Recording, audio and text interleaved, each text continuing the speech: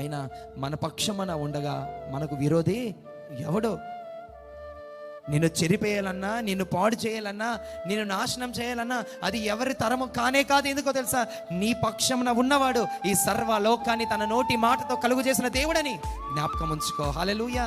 ఈ సృష్టిని చూస్తూ ఉన్నప్పుడు ఒకటే మనం జ్ఞాపకం ఉంచుకోవాలా, మన దేవుడు గొప్పవాడు, సర్వాన్ని కలుగు చేశాడు, సర్వ సృష్టికర్త అయిన బలవంతుడై ఉన్నాడని నీవు జ్ఞాపకం చేసుకోవాలి. ఆయన మన పక్షంలో ఉండాలంటే మనం ఏం చేయాలా? ఆయనతో ఉండడానికి ఇష్టపడాలి, ఆయనతో నడవడానికి ఇష్టపడాలి, ఆయన పరిచర్యలో పాలి భాగస్తులుగా ఉండాలి, ఆయన పనిలో వాడబడే వారిగా ఉండాలి. ఈ చెడ్డ లోకంలో ఆయన కొరకు నిలబడ్డానికి, బ్రతుకైనా నీతోనే ప్రభువా, చావైనా నీతోనే ప్రభువా, ఏమున్నా లేకపోయినా నీ కొరకే నిలబడతానయ్యా, డబ్బున్నా లేకపోయినా నీతోనే ఉంటానయ్యా, ఆరోగ్యం ఉన్నా లేకపోయినా నీతోనే ఉంటానయ్యా, అయ్యా నీ నుండి ఏది నన్ను ఎడబాపదయ్యా. ఇలాంటి నిశ్చయత ఎవరికైతే ఉంటుందో నిలబడ్డాడు గనుకనే దేవుడు ఆయన పక్షమున నిలబడ్డాడు. భార్య వచ్చి అంటుంది, ఏమయ్యా నీ యొక్క యథార్థతను విడవవా?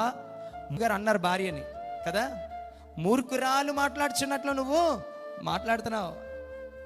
చూడండి, తన యొక్క యథార్థతను కష్ట సమయంలో కూడా విడవకుండా దేవుని పక్షంలో నిలబడ్డాడు గనుక దేవుడు రెండంతలుగా యోబును ఆశీర్వదించాడు. ఈరోజు ప్రియమైన దేవుని జనాంగమా, ప్రజలారా, బిడ్డలారా, మనము కూడా అన్ని వేళలా దేవుని పక్షమున నిలబడితే ఆయన నీ పక్షమున నిలబడడానికి ఆయన ఇష్టపడతా ఉన్నాడు. ఆమేన్.